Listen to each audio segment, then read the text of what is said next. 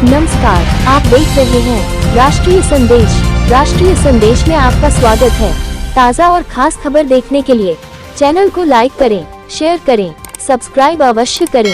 आइए देखते हैं आज की कुछ खास खबर। उत्तर प्रदेश के मुख्यमंत्री माननीय योगी आदित्यनाथ जी ने हिमाचल प्रदेश में चुनावी जनसभा को किया संबोधित। जनपद सोलन, हिमाचल प्रदेश के दून विधानसभा क्षेत्र में उत्तर प्रदेश के मुख्यमंत्री योगी आदित्यनाथ जी ने चुनावी जनसभा को किया संबोधित। आइए देखते हैं उत्तर प्रदेश के मुख्यमंत्री योगी आदित्यनाथ जी के संबोधन को।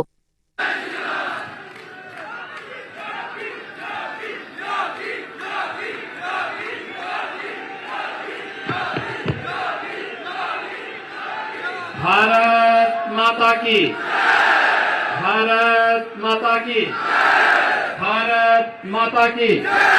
वंदे वंदे वंदे। भारतीय जनता पार्टी के लोकप्रिय विधायक और हिमाचल प्रदेश विधानसभा चुनाव में प्रत्याशी श्री परमजीत सिंह पंपी जी, जिला के अध्यक्ष श्री आशुतोष महतो जी, पूर्व विधायक श्रीमती विनोद जी, डाल देना प्लेट कहाँ दिया वो प्लेट रखा सैनी जी, वहाँ पर दे रखो गोरक्षा बोर्ड के उपाध्यक्ष अशोक शर्मा जी, मंडल अध्यक्ष बलबीर ठाकुर जी,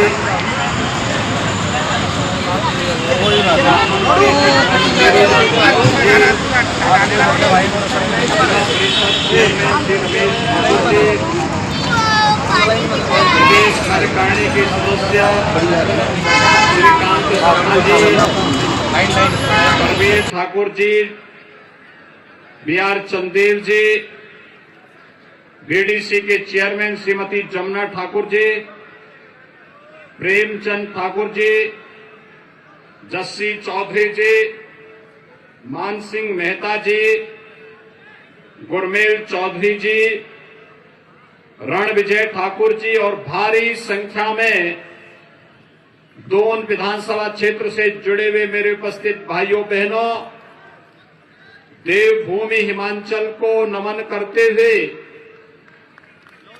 मैं मर्यादा पुरुषोत्तम भगवान श्री राम की पावन धरा से आप सबका राम राम का अभिवादन करने के लिए आपके पास फिर से 5 वर्ष के बाद मैं आया हूं। फिर से भाइयों बहनों, मैं आपको धन्यवाद दूंगा कि आज से ठीक 5 साल पहले मैं यही इसी स्थल पर आया था और तब मैंने कहा था कि सरदार परमजीत सिंह पंपी को जिता करके भेजिए, वह विकास के हर कार्य को आपके इस दून विधानसभा क्षेत्र में लेकर के आएंगे। और मैं आप सबका हृदय से अभिनंदन करता हूं कि आपने सरदार परमजीत सिंह को भारी बहुमत से विजयी बना करके भेजा और उन्होंने पूरी तन्मयता के साथ, पूरी प्रतिबद्धता के साथ विकास की हर योजना को दून विधानसभा क्षेत्र तक पहुंचाने में अपना योगदान दिया। और यही कारण है कि उनके कार्यों को देखते हुए भारतीय जनता पार्टी के नेतृत्व ने उन्हें फिर से मौका दिया है और आज फिर से आपके लोकप्रिय प्रत्याशी के रूप में आपके विधायक आपके बीच में हैं। भाइयों बहनों, आज देश बदल रहा है। वैश्विक मंच पर भारत को एक नई प्रतिष्ठा प्राप्त हुई है। आज दुनिया के अंदर किसी भी चुनौती का सामना अगर करना हो तो दुनिया आशा भरी निगाहों से भारत की ओर देखता है, प्रधानमंत्री मोदी जी की ओर देखता है और मोदी जी के नेतृत्व में भारत की प्रतिष्ठा वैश्विक मंच पर बढ़ी है। भारत की प्रतिष्ठा बढ़ने का मतलब, भाइयों बहनों, भारत की प्रतिष्ठा बढ़ने का मतलब भारत की 135 करोड़ जनता का सम्मान बढ़ा है दुनिया के अंदर। अब भारत दुनिया के अंदर पिछलग्गू राष्ट्र नहीं है, नेतृत्वकर्ता के रूप में है भारत, नेतृत्वकर्ता के रूप में। और इसीलिए मैं आप सबका आह्वान करने के लिए आया हूं, एक तरफ वैश्विक मंच पर सम्मान, तो दूसरी तरफ हिमाचल के वीर योद्धाओं के द्वारा सीमा की सुदृढ़ सुरक्षा की व्यवस्था में अपने आप को लगाना। और हम सब के लिए क्या सौभाग्य की बात है कि भाइयों बहनों, 1947 में जब ये देश 15 अगस्त के दिन आजाद हुआ था, तब कांग्रेस के स्वार्थी नेतृत्व के द्वारा भले ही हर घर में तिरंगा न पहनाया गया हो, लेकिन आजादी के 75 वर्ष पूरे होने पर प्रधानमंत्री जी ने हर घर में भारत के आन मान शान के प्रतीक तिरंगा को फहराने का कार्य किया है। भारत के उन अमर योद्धाओं के प्रति, राष्ट्र नायकों के प्रति जिन्होंने अपने आप को देश की स्वाधीनता के लिए समर्पित किया था, उनके लिए यह हमारी सबसे बड़ी श्रद्धांजलि है और उनके लिए हमारे सबसे बड़ा नमन है कि हम उनके प्रति तिरंगा लगा करके उनके सम्मान की और उनके गौरव की रक्षा करें। और भाइयों बहनों, यह भी सौभाग्य हमने देखा है, हमने ये भी देखा है, अब दुश्मन भारत की तरफ टेढ़ी निगाहों से नहीं देख सकता। आज भारत का दुश्मन टेढ़ी निगाहों से नहीं देख सकता। पहले कोई आतंकवाद थोपता था, कोई अलगाववादियों को प्रश्रय देता था, कोई नक्सलवाद को प्रेरित करता था। आज भारत की धरती पर आतंकवाद को प्रश्रय देने की बात तो दूर, अगर कोई अपनी भूमि पर भी भारत के खिलाफ षड्यंत्र करता है तो भारत का बहादुर जवान वहां घुस करके एयर स्ट्राइक और सर्जिकल स्ट्राइक के माध्यम से उसको जवाब भी देने का कार्य करता है। ये है नया भारत, जो किसी के सामने न डिगता है, न हटता है, न झुकता है। वह केवल और केवल अपने 135 करोड़ नागरिकों के हितों के लिए प्रधानमंत्री मोदी जी के नेतृत्व में पूरी ईमानदारी और प्रतिबद्धता के साथ कार्य कर रहा है। और भाइयों बहनों, विगत 5 वर्ष के अंदर हम सब ने हिमाचल प्रदेश को विकास की नई ऊंचाइयों को छूते हुए देखा है। लोकप्रिय मुख्यमंत्री ठाकुर जयराम जी के नेतृत्व में हिमाचल प्रदेश विकास की एक नई ऊंचाइयों को छू रहा है।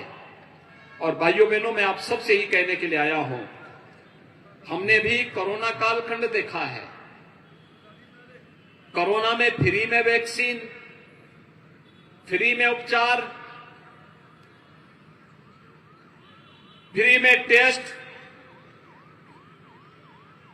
और देश के अंदर 80 करोड़ गरीबों को फ्री में राशन की सुविधा का लाभ भी प्रधानमंत्री मोदी जी दिलाए। ये डबल इंजन सरकार की ताकत है। जब एक जैसी सरकारें होती हैं, उसका लाभ कितना होता है। वैक्सीन, जो अंतर्राष्ट्रीय बाजार में एक वैक्सीन 5,000 रुपये में भी नहीं मिल रहा था, वो फ्री में मिला। फ्री में राशन, संकट के समय सरकार आपके साथ खड़ी थी। मैं पूछना चाहता हूं, कांग्रेस की सरकार होती और कोरोना आ गया होता, क्या फ्री में टेस्ट हो पाता?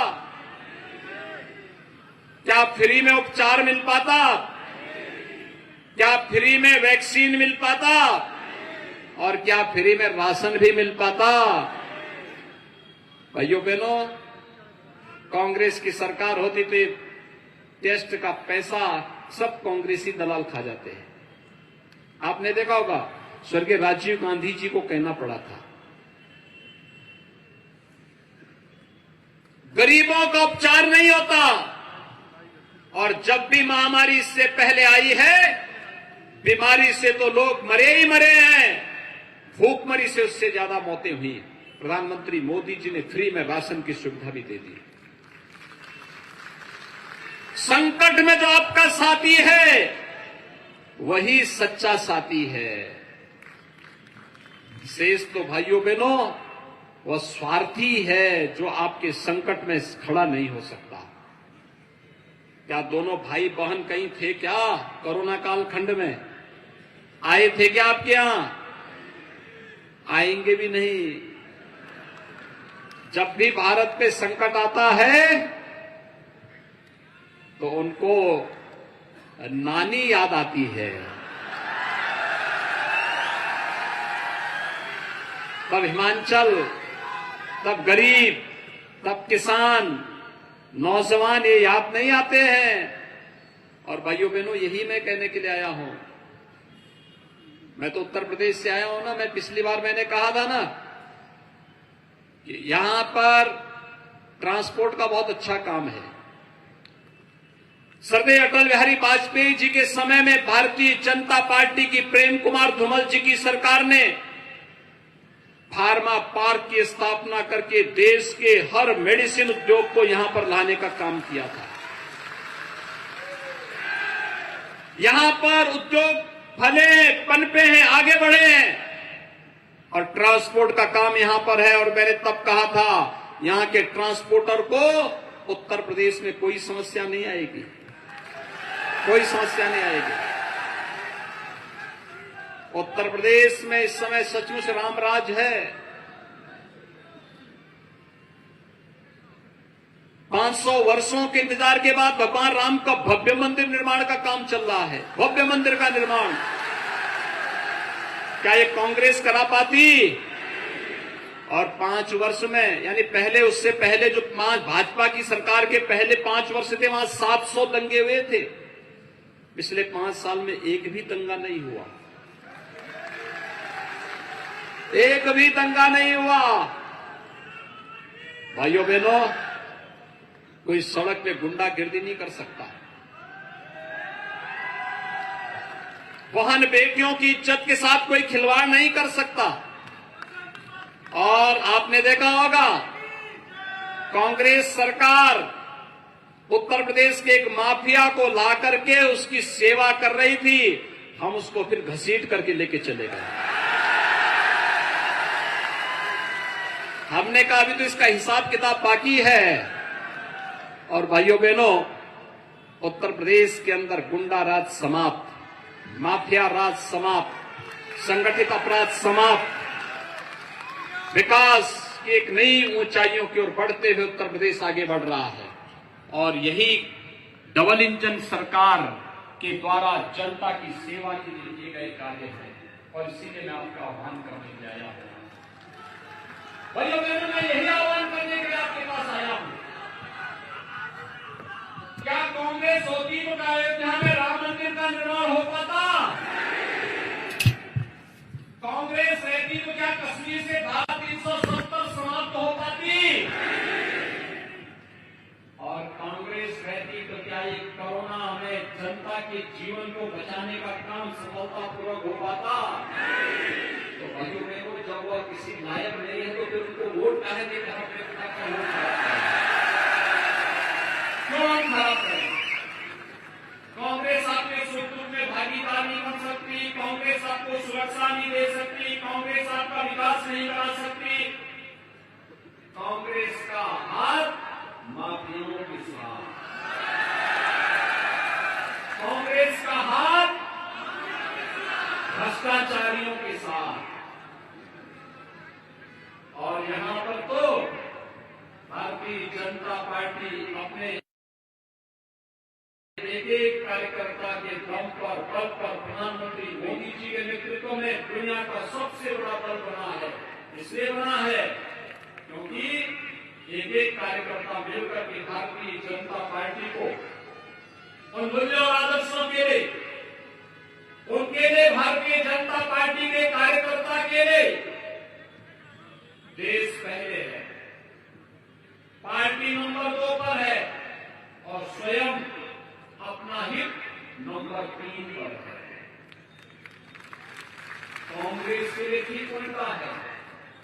कांग्रेस के लिए स्वयं का हित महत्वपूर्ण है। देश, उसके बाद कहीं उनके एजेंडे का हिस्सा नहीं आता है, कभी नहीं। और इसीलिए तो मैं कह रहा हूं, कांग्रेस के नेता एक परिवार के बारे में सोचते हैं और मोदी जी के नेतृत्व में भारतीय जनता पार्टी 135 करोड़ लोगों के बारे में सोचती है। 135 करोड़ लोगों के जीवन में कैसे परिवर्तन लाया जाए। और फिर से इसलिए विकास की इस प्रक्रिया को आगे बढ़ाने के लिए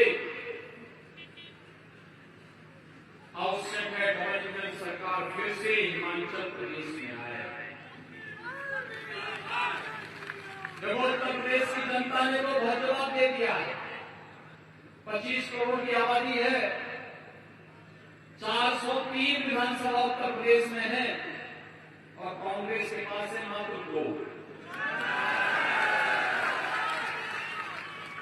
2 सीट है।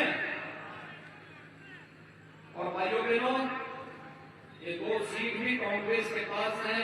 आप देखते होंगे, राम नाम सत्य है के लिए 4 आदमी चाहिए होते हैं, और उसको जनता ने इस लायक नहीं सोचा कि वहां तक पहुंचा सके। इसलिए आप सबसे मैं अपील करूंगा, श्री परमजीत सिंह पम्पी को कमल चुनाव जितना इतना भारी बहुमत से जिताइए कि विकास के लिए आपको बोलना नहीं पड़ेगा, बल्कि स्वयं आपका विधायक विकास करा करके आप सबको संतुष्ट कर दे। और जिस प्रकार की सामर्थ्य श्री परमजीत सिंह रखते हैं, और भाइयों बहनों, उन जैसा व्यवहारिक व्यक्ति, सबको साथ लेकर के चलने वाला व्यक्ति, सबके विकास के बारे में सोचने वाला व्यक्ति, सबके विश्वास पर खड़ा उतरने वाला व्यक्ति और सबके प्रयास से चुनाव जीतने वाला परमजीत सिंह पम्पी आज आपके बीच में भारतीय जनता पार्टी के प्रत्याशी के रूप में। भाइयों बहनों, उन्होंने 5 वर्ष तक आपकी सेवा की है। चुनाव के दौरान प्रत्याशी के लिए कठिन होता है कि वो हर घर जाए, और इसलिए मैं आप सबसे कहूंगा, कमल चुनाव चिन्ह को लेकर के परमजीत सिंह पम्पी के प्रतिनिधि के रूप में घर घर आप जाकर के 12 नवंबर को वोट पोल कराने के लिए सबको आमंत्रण दीजिए। देंगे? सहमत हैं? सभी लोग सहमत हैं? भारतीय जनता पार्टी और कमल चुनाव चिन्ह को भारी बहुमत से विजयी बनाएंगे। 12 नवंबर को 2 विधानसभा सीट में और सोलन जनपद में केवल कमल कमल नजर आना चाहिए। आएगा? सभी लोग सहमत हैं? तो मेरे साथ बोलेंगे, भारत माता की, भारत माता की, भारत माता की जय श्री राम, जय जय श्री राम, जय श्री राम। धन्यवाद, बहुत बहुत धन्यवाद।